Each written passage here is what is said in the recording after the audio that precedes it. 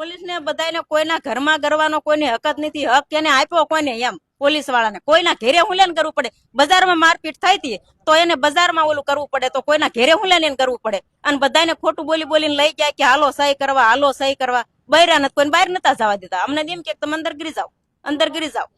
હા, બહાર બહાર કોઈ ટકવા જ નથી દેતા. ગામમાં આશરે કેટલીક નુકસાની થઈ હશે?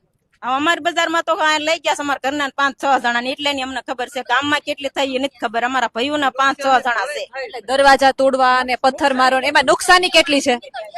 અમે ડેલા ખોલી નાખ્યા હતા ને એ નુકસાની અમારે નથી થઈ. મારપીટ નહીં. બીજે કેટલીક નુકસાની છે? બીજે બધી તો ઘણી થઈ છે. બધાને માણાને નળિયા નથી રવા દીધા. નળિયામાં તે પાણે ઘા કરી કરીને તોડી નાખ્યા છે. અગાસીમાંથી તે પાણા ઘા કરી કરીને ઓલું તોડી નાખ્યું છે બધું. બાયણાને પાટા મારી મારી લાકડીઓ મારી મારી તોડી નાખ્યા છે. પુરુષોને કેવા માર કેવો મારવામાં આવ્યો છે? હાથ ભાંગી નાખ્યો મારા કાકાજી નો, પછી એક મારા જેઠ ને માર્યા, બીજા એક મારા જેઠ ને માર્યા, બિચારા માર્યા હારા, એક ને હાથ ભાંગી નાખ્યો. તો એમને એમ ન મરાય ને એમ.